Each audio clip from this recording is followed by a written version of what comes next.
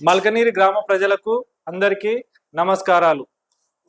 మన నూతన గ్రామ పంచాయతీ ఏర్పాటు కోసం మనం రిలే నిరాహార దీక్ష చేసినప్పుడు పెద్ద వంతు నేను కృషి చేశాను. నాతో పాటు గ్రామ యువకులు రవీందర్, మల్లేశం, శ్రీనివాస్ చాలా మంది యువకులు కృషి చేశారు. దాని ఫలితంగా మన గ్రామస్తుల అందరి ఫలితంగా ఈరోజు మనకు నూతన గ్రామ పంచాయతీ ఏర్పాటు జరిగింది. ఇప్పుడు మనకి ఎన్నికలు జరగడం జరుగుతుంది. కావున మన గ్రామ పంచాయతీకి ఏర్పడడంలో కృషి నాది ఎంతగానో ఉంది. కావున ఈరోజు నేను సర్పంచ్ అభ్యర్థిగా కాంగ్రెస్ పార్టీ నుంచి నామినేషన్ వేయడం జరిగింది. నన్ను గనక సర్పంచ్ అభ్యర్థిగా గెలిపిస్తే నేను మల్కనీర్ గ్రామానికి 5 సంవత్సరాల లోపు ₹1,00,00,000 నిధులు తెస్తాను.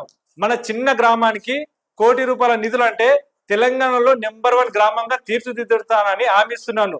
ప్రతి గల్లీకి ఒక మంచినీళ్ళ బోర్ వేపిస్తాను, సింగిల్ ఫేజ్ మోటార్ పెట్టిస్తాను, ఒక వాటర్ ట్యాంక్ కట్టిపిస్తాను ప్రతి గల్లీకి.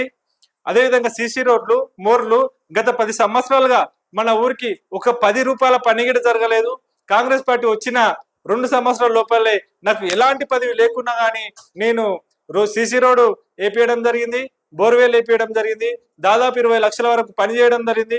మన గ్రామానికి ఎమ్మెల్యే సార్ తోటి నేను ఎంతో సన్నిహితంగా ఉండడానికి మన గ్రామానికి 100 ఇళ్ళు తేవడం జరిగింది, 12 ఇళ్ళు కట్టడం జరిగింది, 11 ఇళ్ళకి ఇప్పటి వరకు బిల్లు పడడం జరిగింది, 3 ఇళ్ళకి ఇప్పటి వరకు సెకండ్ బిల్లు పడడం జరిగింది.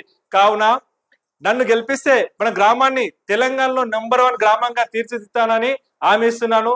11వ తారీఖు రోజు మీరందరూ కత్తెర గుర్తుకు భారీ మెజార్టీతో ఓటు వేయించి గెలిపిస్తే మెజార్టీ ఎన్ని ఓట్లు ఎక్కువ ఉంటే అన్ని లక్షల నిధులు మన గ్రామానికి కంపల్సరీ తెస్తానని హామీ ఇస్తున్నాను.